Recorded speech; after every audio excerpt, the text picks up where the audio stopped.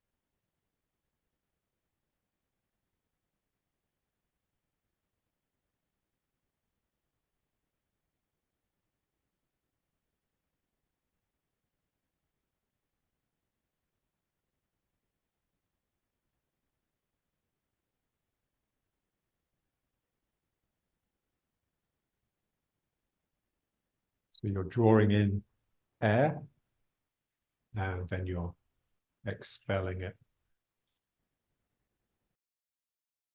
Part of the world is coming into your body, and then part of you escapes and comes out. So there's an exchange going on all the time.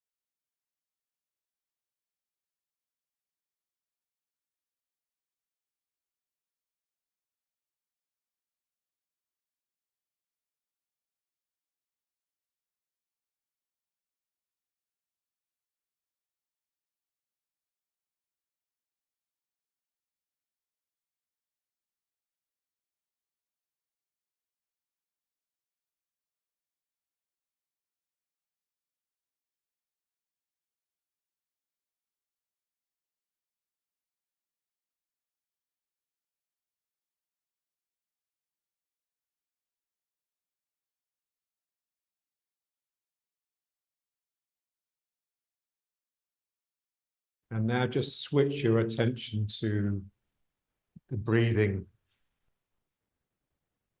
with the earth through the soles of your feet. So as I bring my hands up, just imagine you're drawing something up from the ground into your dantian through the soles of your feet, and then here you're sending something back down.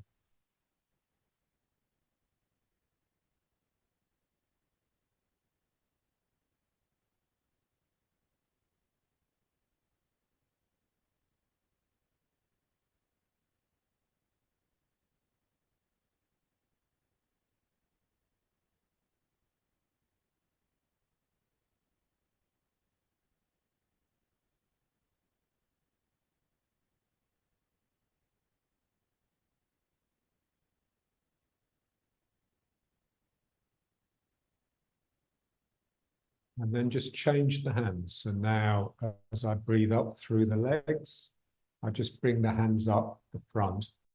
And then as I breathe out, I send the hands down. So here I'm straightening the legs a little bit. And then here I'm bending the legs.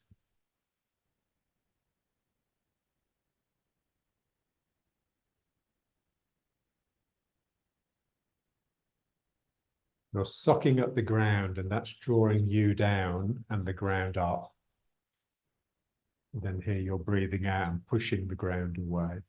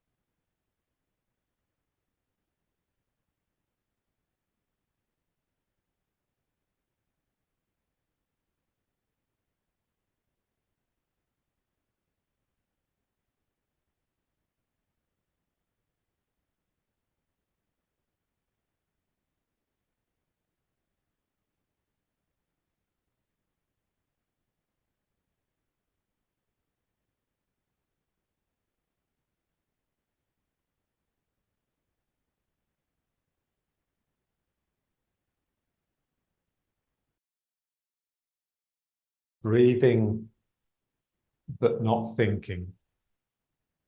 Respiro ego sum.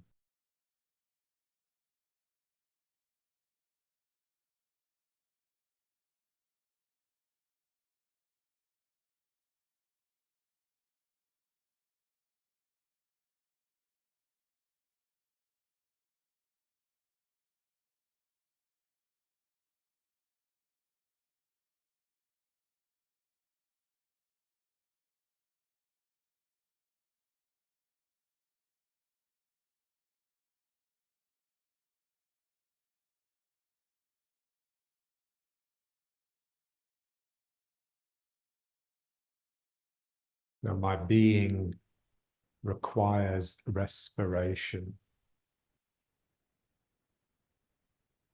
It doesn't require thinking.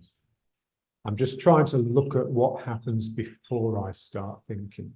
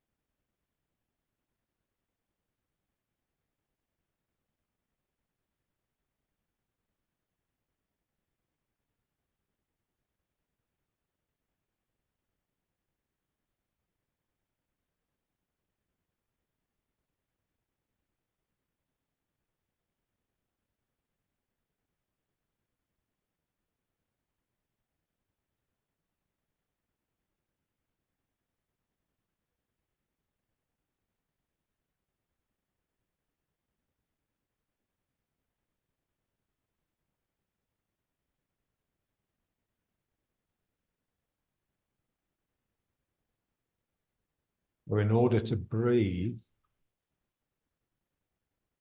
my body has to move, has to expand, has to contract. Muscles have to work simply to live, simply to last more than a few seconds.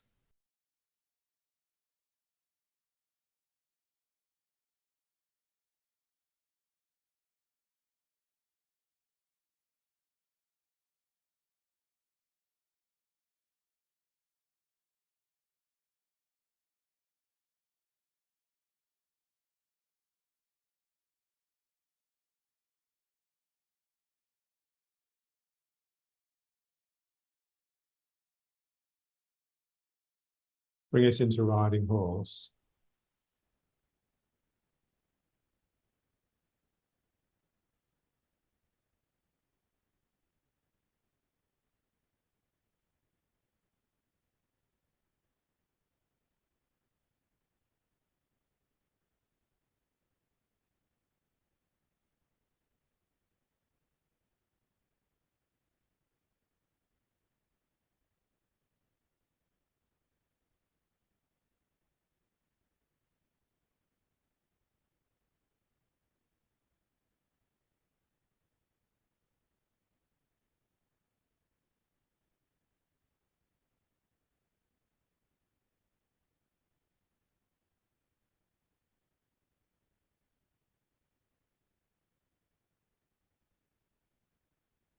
And now breathe this way. So here, just getting more of a flex in the spine.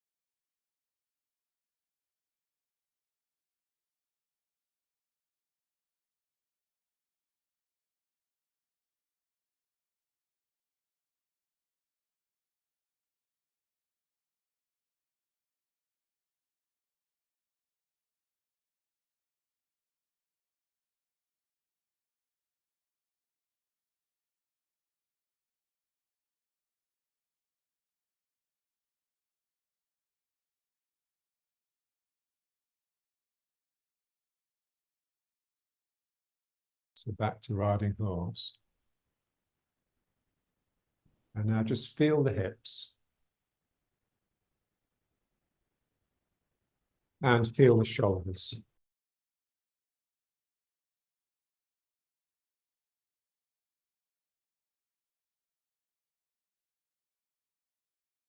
Feel the elbows wanting to pull down towards the hips. So to keep my arms up is quite an effort. Like you have elastic attaching your elbows to your hips and there's a constant tug.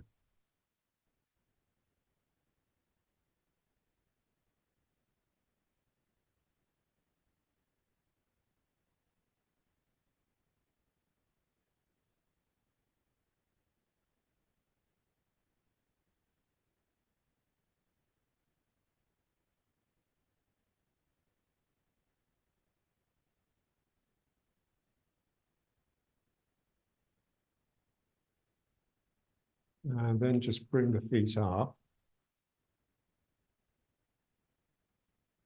Now let's just bring the hands up.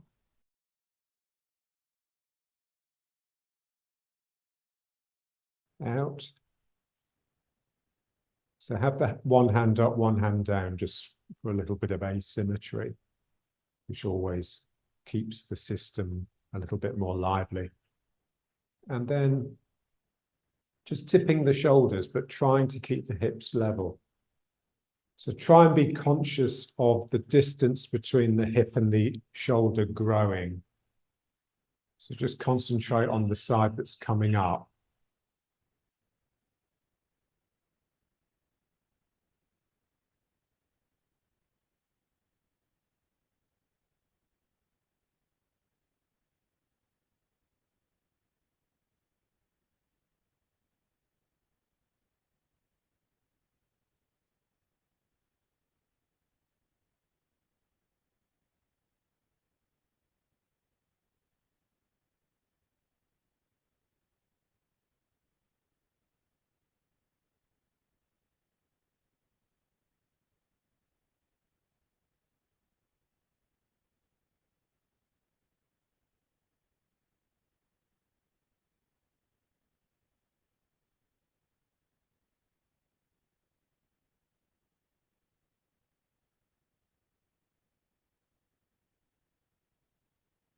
That's it, just let the head go.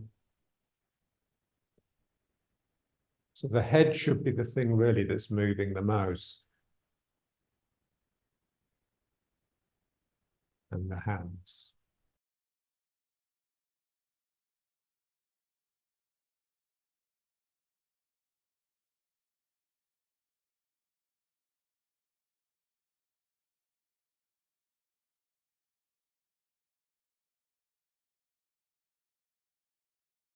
And then the arms down. And now let's just widen this a little bit. We just changed the feet just for a bit of variety, really. Okay, now just lifting the shoulders high as you can. Pause it, just keep it there. Breathe a few times. And then just drop it down. Feel the shoulders moving towards the hips. And again, just breathe a few times.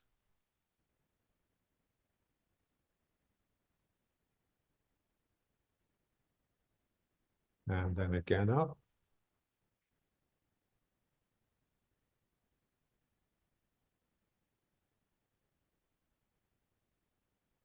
Just try and keep the sacrum hanging down.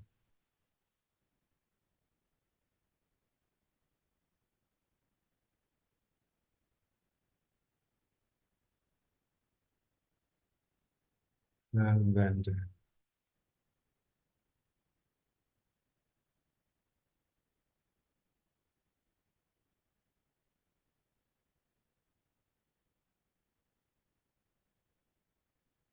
Again, up.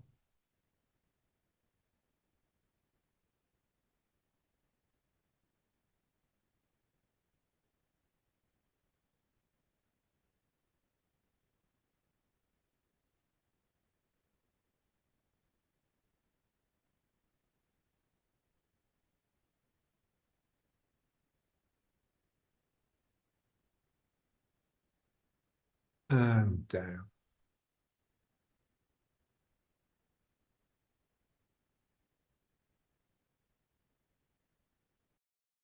Bringing the feet up a little bit. And now just one at a time. So bring one shoulder up. And the other one will droop down. That's it. And just let the head go with it. Same as when we had the arms out to the side. It's pretty much the same as when we had the arms out to the side. It just feels a lot different because we're working much more from the shoulders.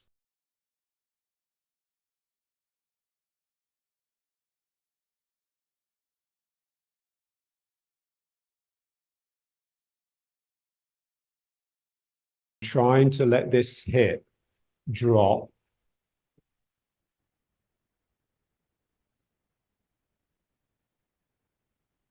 And then just let that shoulder down. And then just bringing up the other shoulder.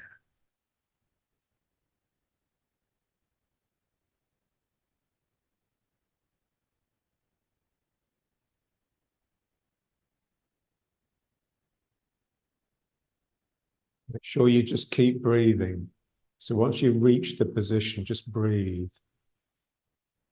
So we're sort of relaxing into this.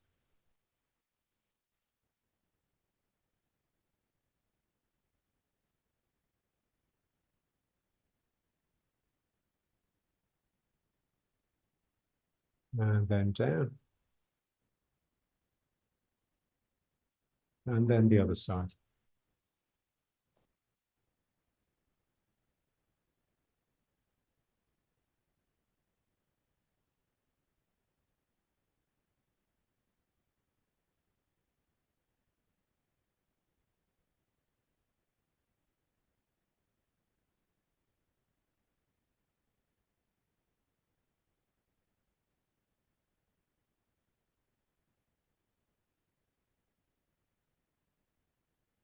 And down. And then one more here.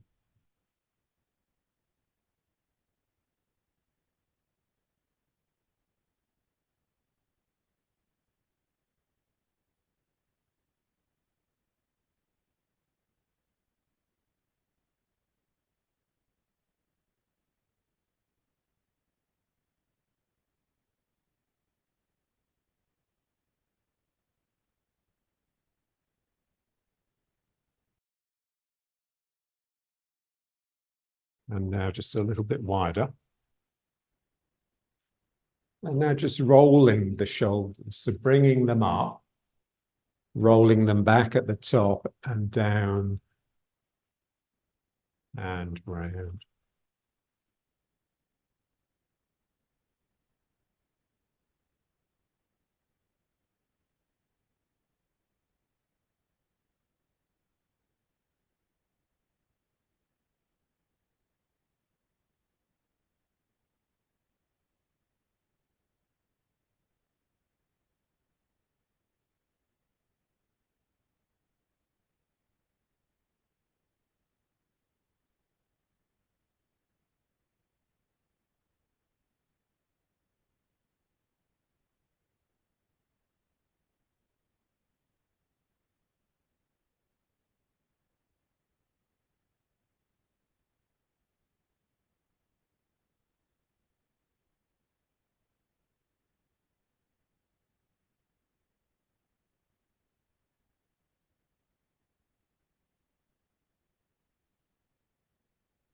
And then just a few the other way.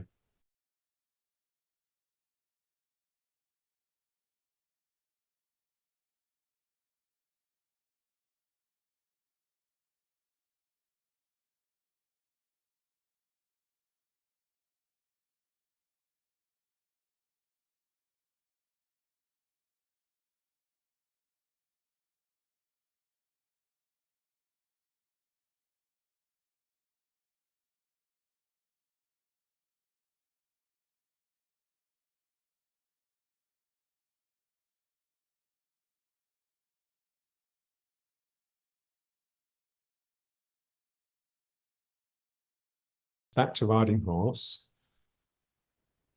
Again, I want this feeling that my elbows are sucking towards my hips.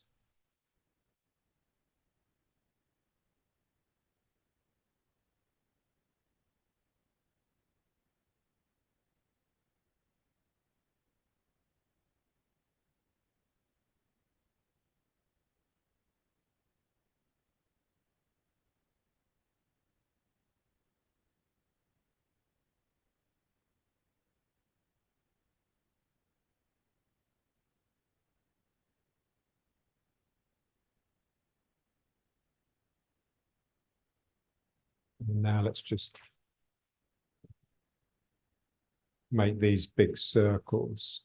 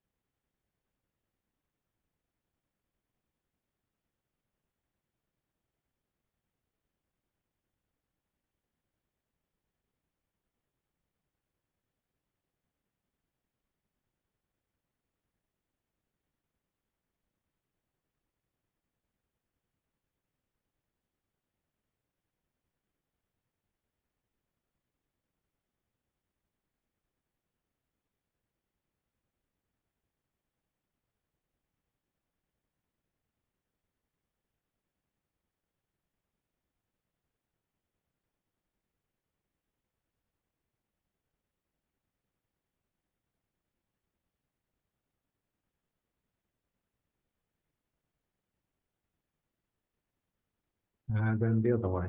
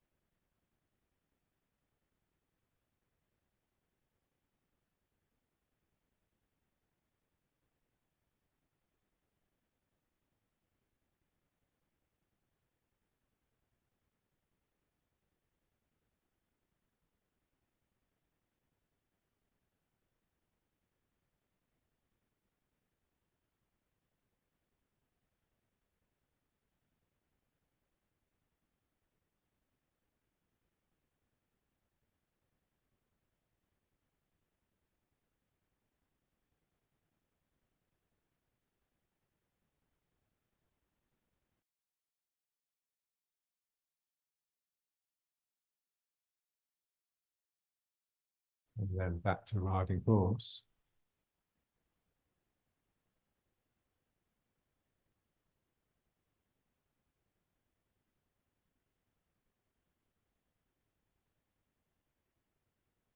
So tense shoulders normally indicate a noisy mind.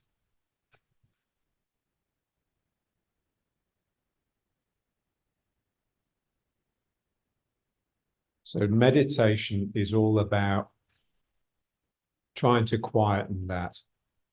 It's about trying to become present. So to be before, pre-sent, pre-essay, so before being, before in the sense of previous, but also in the sense of in front of. So you're there before thinking has set in. You're just trying to be there at the birthing, if you like, of the moment. So you haven't polluted the moment by withdrawing into your thinking processes. That's always late. It's like you're passing by the presencing of the world by actually thinking to yourself, whether you're thinking about the future or about the past, or even about what's here now. If there's some processing going on in the head, then you're not present. So the mind should be bright and empty.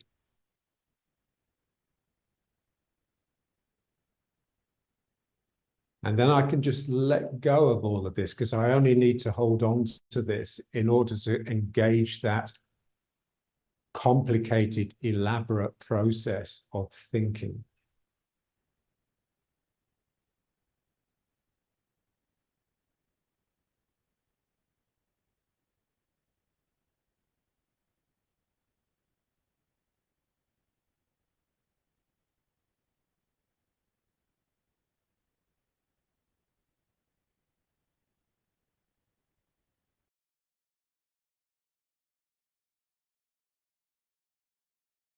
Now let's just turn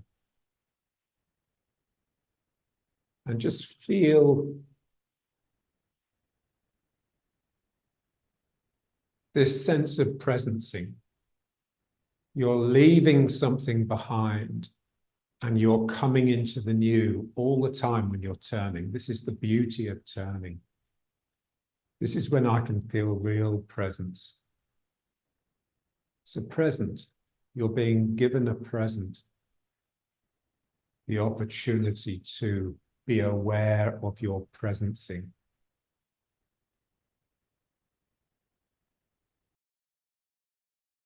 I'm trying to keep my head with my hips.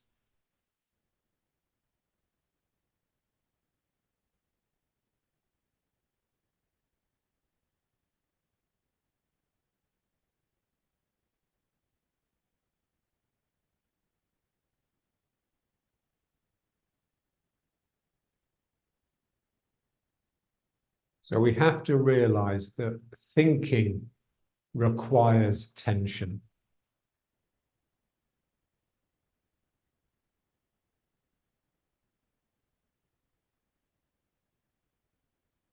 So if I want to relax and give up thinking, then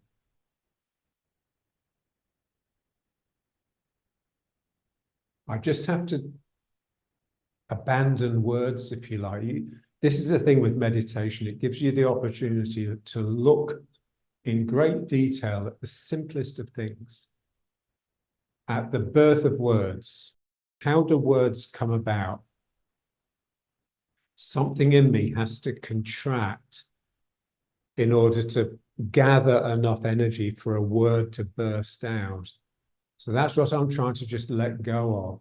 I'm presenting myself, I'm oozing into the world, and to actually grasp hold of a little bit of being in order to allow words to come into play, into action, would just be selfish.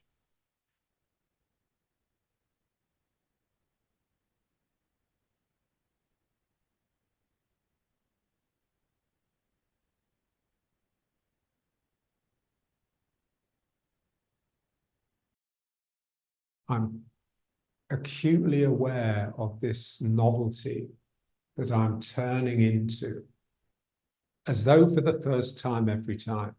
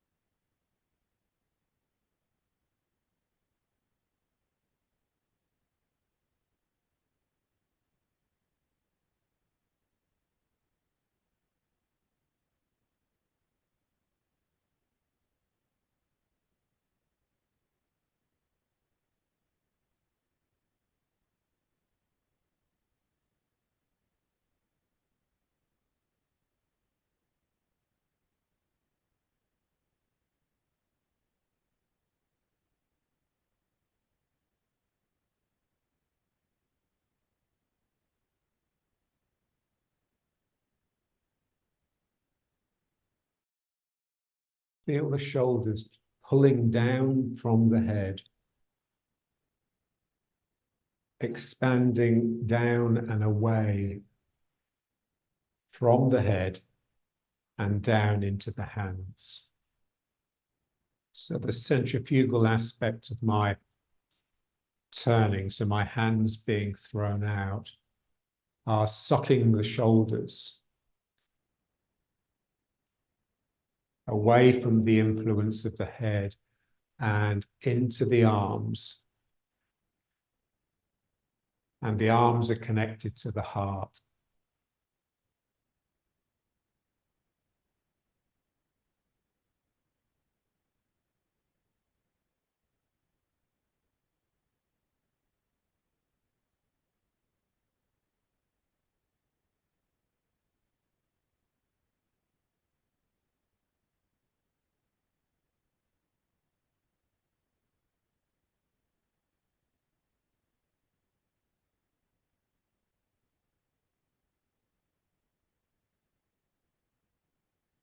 And then back to riding horse.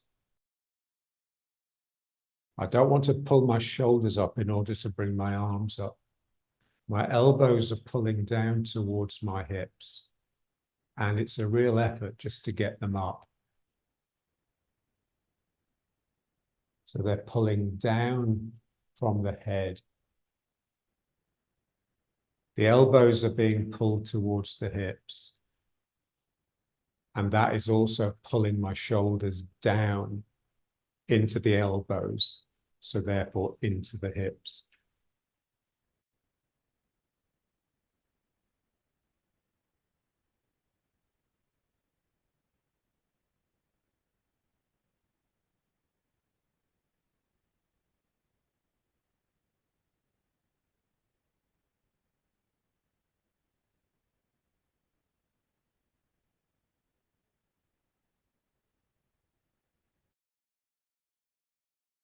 feel the head.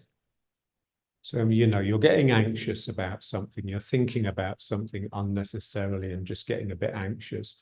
So what happens? Your shoulders pull up and contract. The distance between the shoulders gets narrower as the shoulders are pulled up into this worry. So what we need to do is just the opposite of that. So we just relax this. So I'm not thinking or worrying about anything. And I just drop the shoulders down and they move outwards. And I want the feeling that they've moved so much outwards that they are now attached to the heart, which is much bigger than the head. The heart is this whole cavity here, almost the whole of the torso. You could consider the heart. I mean, John used to think of the dantian as the bottom of the heart. So there's a sense that my shoulders have come down and they're much lower than they feel, than you're used to, because they're now attached to the heart here rather than pulling into the neck and the head.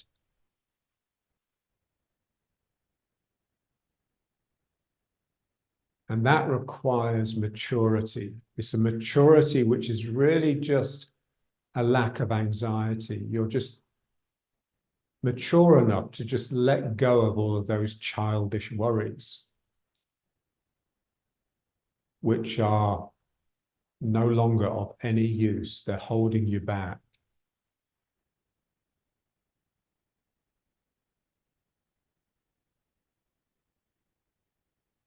And then we see that the tension in the shoulders is the same as the tension in the hips. And when I let go here and let my arms come down and reach into my heart, then I let go here and my feet come right into my dantian. And it's as though the ground is here. It's like I'm resting on the ground, but the ground is here rather than down there. This is just Tai Chi. This is sinking. So sinking isn't just getting closer to the ground. First and foremost, sinking is relaxing the shoulders. And to do that, my head has to let go of my arms. So when you can manage that, when the head relaxes, when you relax the thinking, and the arms can drop down and connect directly into the heart, then you have healing hands. Then you just, whatever you put your hands on, you'll be assisting, you'll be helping.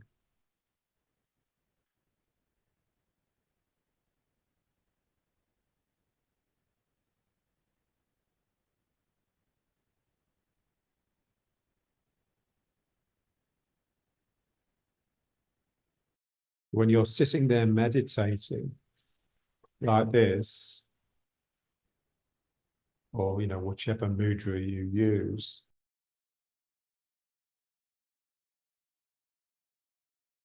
this whole circle, this really is my heart.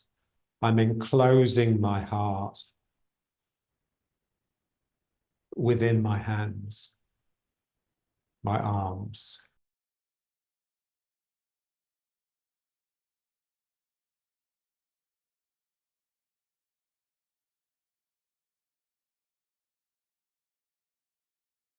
And then I just bring that up.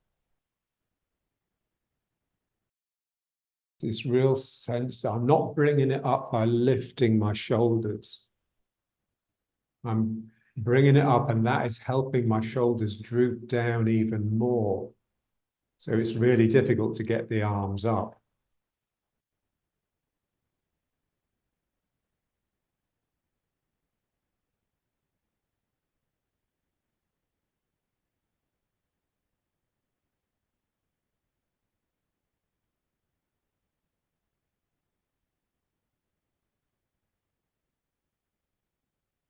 The problem with any sort of instruction, any teaching, any practice, is that one tends to worry about whether one is interpreting it correctly, whether one is getting it right. And that anxiety completely works against it. This is why you need to do enough practice so you can have confidence in what you're doing. Even if what you're doing is completely wrong, it's far better to be confident in it than to be worrying all the time.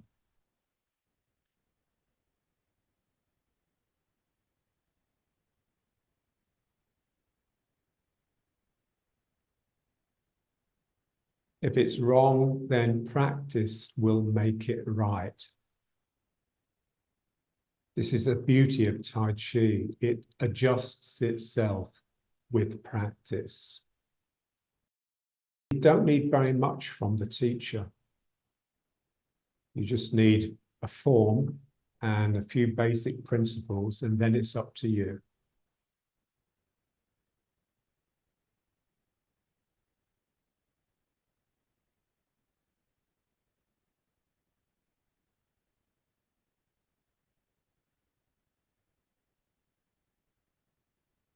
And just realize as soon as you start thinking,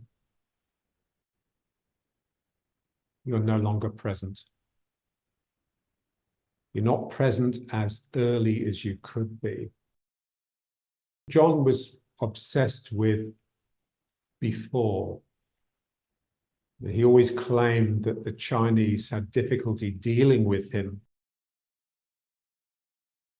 pushing hands or fighting situation, because with his raw, rude Celtic energy that was very sort of uncultured, he was just before them. He could just stand in front of them and he was just more present because he was less wrapped up within the culture. So that's one thing you have to be free of. So, there was a time when that was the first stage, really. Becoming free of your conditioning was the first stage. Now it's a stage most people just never get to.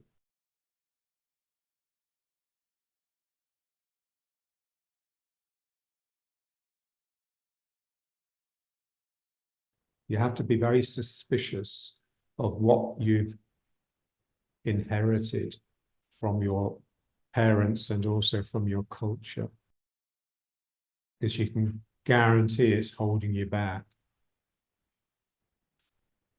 And even if it's not, it's a good idea to look at it.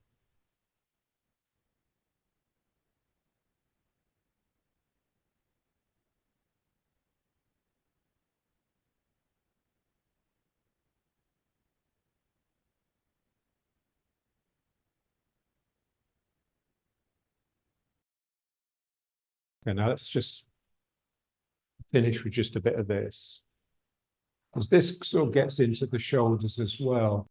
So it's just this sort of looseness. One of the things that makes the shoulders tight within Tai Chi is just the stiffness of the postures.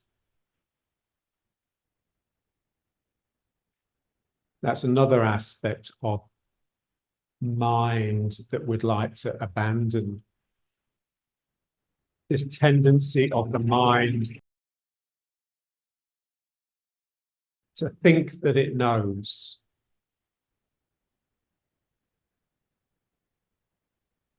And therefore set things in stone.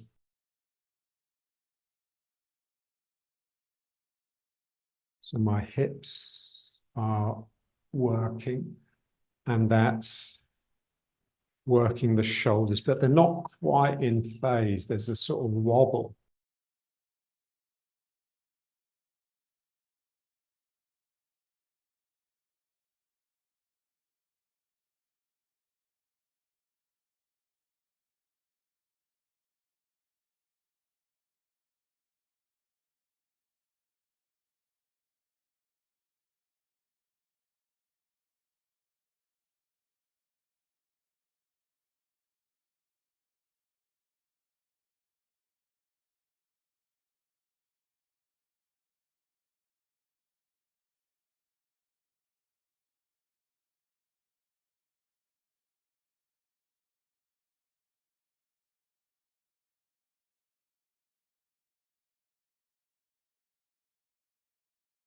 And then just a little bit of the figure of 8.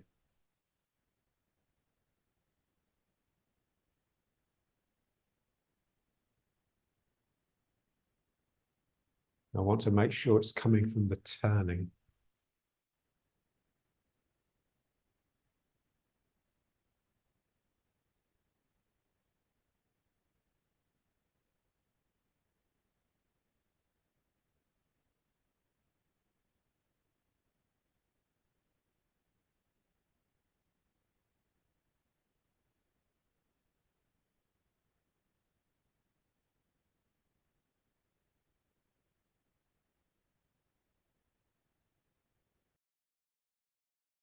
Body is one unit.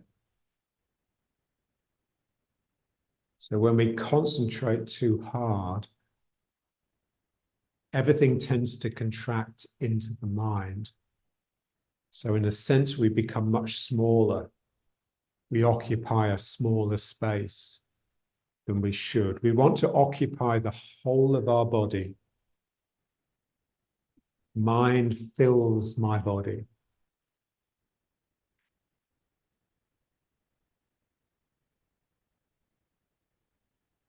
So when I concentrate with my body rather than with my mind.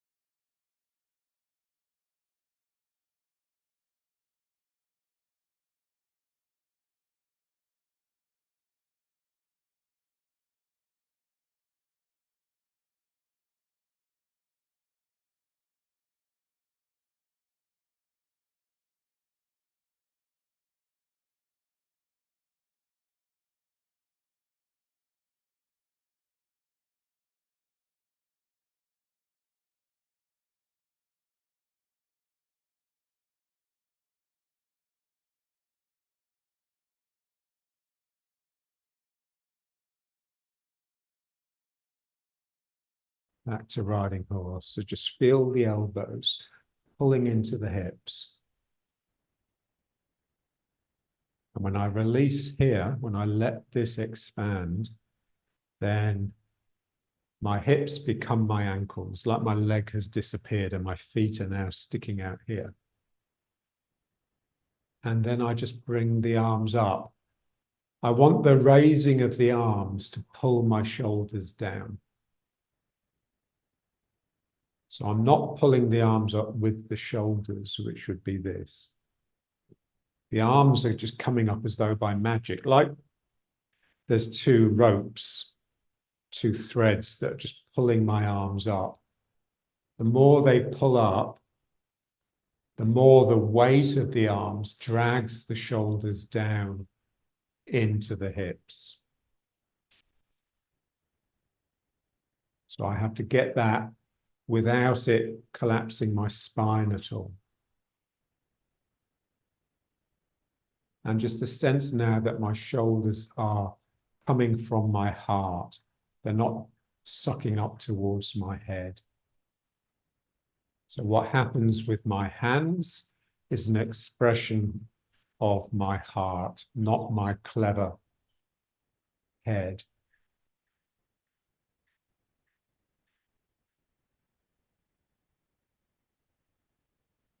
Some musicians, it's what, a lot of people complain about modern virtuosos. They've got amazing techniques, the best techniques ever. But a lot of what they play and perform just doesn't really have much heart and soul.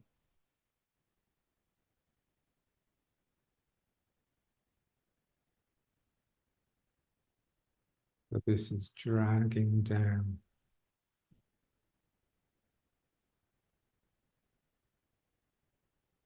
And in order to get my shoulders to connect to the heart, I have to relax around the sacrum, so my sacroiliacs.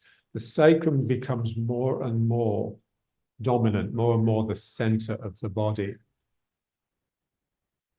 So when we start off Tai Chi, it's about the one place, this part on the back here, where you just can't feel, because you can't see it, you got no sense of it. But gradually with practice, you want it to become the most dominant, the most sensuous part of your body. That's where all of your feeling stems from.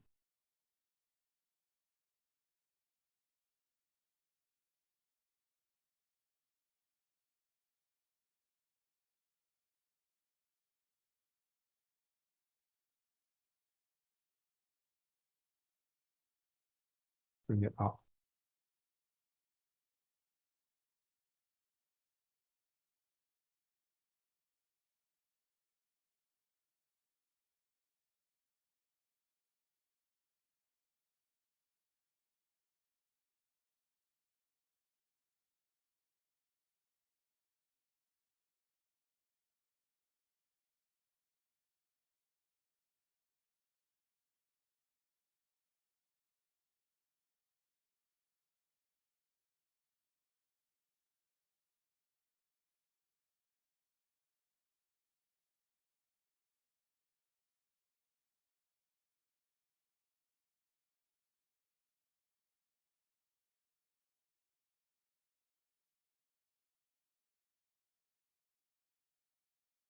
Feel the golden apples in your armpits. So you don't want it to make your arms swell out like this, but just feel that place.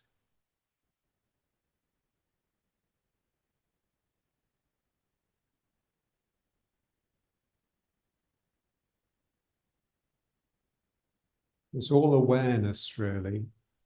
And I saw this quote recently, you have to fall in love with awareness, becoming more aware, realization, becoming real.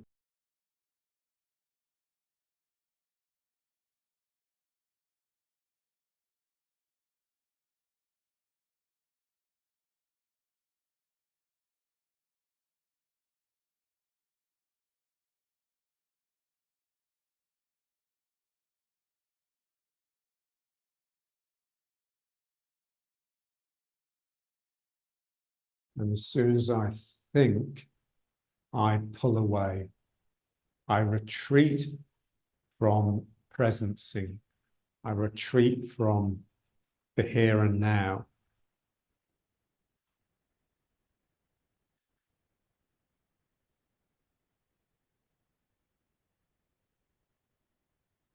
I become remote.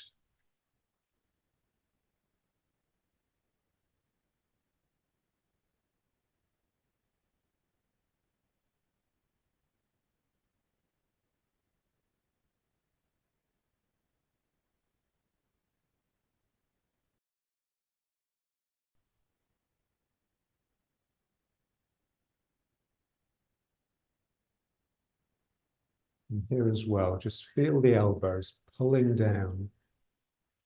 My elbows are really heavy. They're pulling my shoulders downward.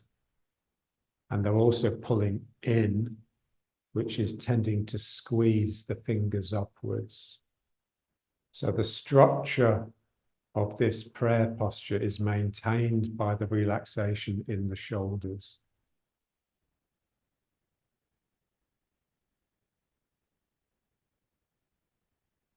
And this is its magic, really. The down generates the up. So my middle fingers are inside my body and extending up my spine and out of the top of my head. And my elbows are with my hips. They're trying to drop down into the hips. The hips are dropping down into the ankles and into the ground.